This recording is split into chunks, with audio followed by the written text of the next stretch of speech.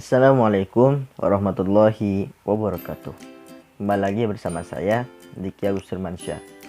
Saya seorang mahasiswa dari Politeknik Negeri Samarinda, jurusan akuntansi, prodi D4 Akuntansi Manajerial.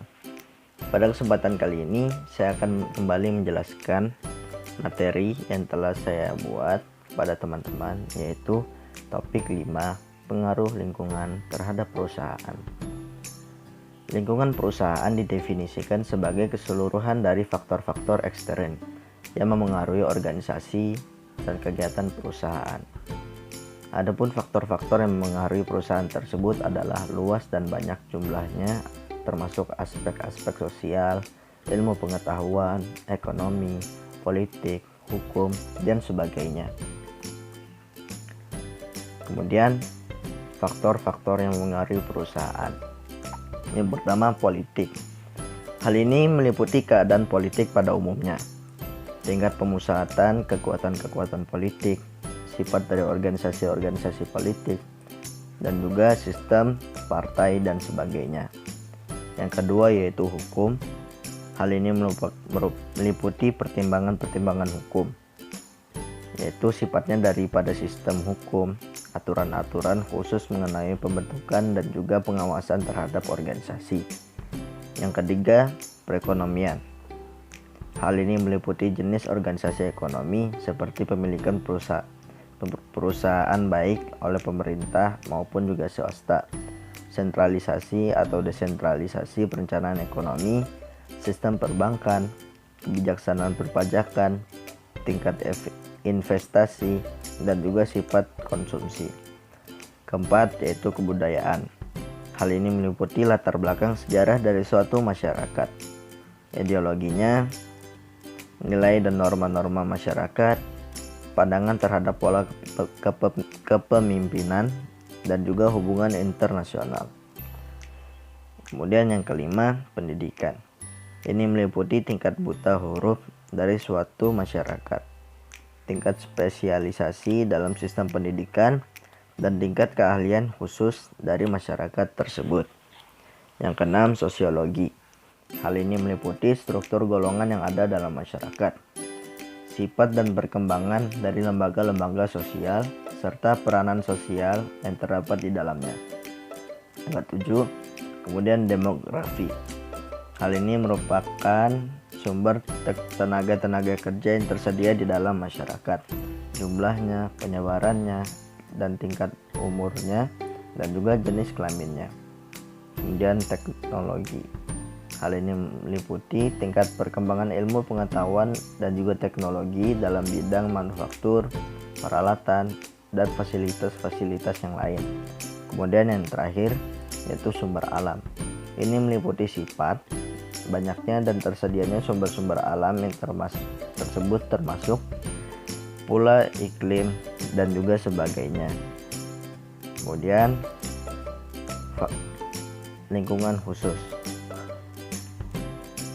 Pada lingkungan khusus, faktor-faktor lingkungan yang mempengaruhi perusahaan secara langsung yang berasal dari lingkungan khusus, yaitu kekuatan-kekuatan penting yang lebih khusus dalam pengambilan keputusan dan juga proses transformasi dalam perusahaan. Adapun faktor-faktor lingkungan khusus yang mempengaruhi perusahaan pada pokoknya ada 5, yaitu yang pertama yaitu penyedia atau supplier. Hal ini meliputi penyedia bahan mentah atau penyedia alat-alat dan juga penyedia tenaga kerja.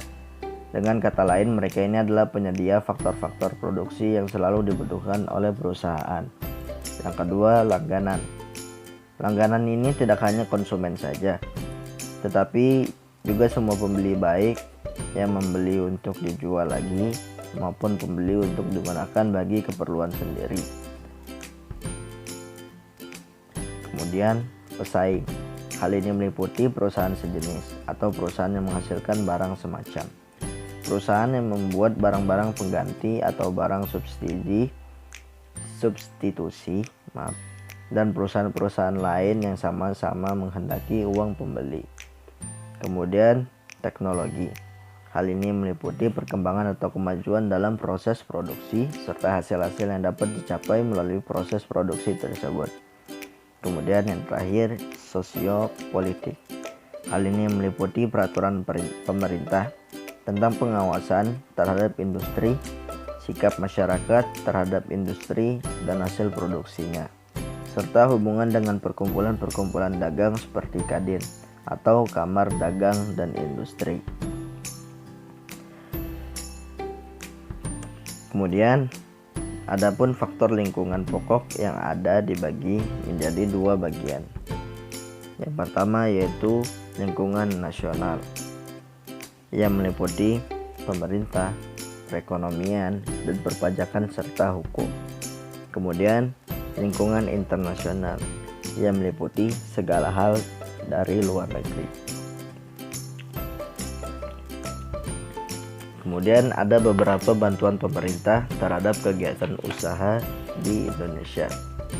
Yang pertama, bantuan pemerintah di bidang transportasi, yaitu banyak sektor di bidang transportasi ini ikut diperani oleh pemerintah. Contohnya yaitu kereta api, angkatan udara, laut, dan juga darat. Yang kedua yaitu perusahaan kecil.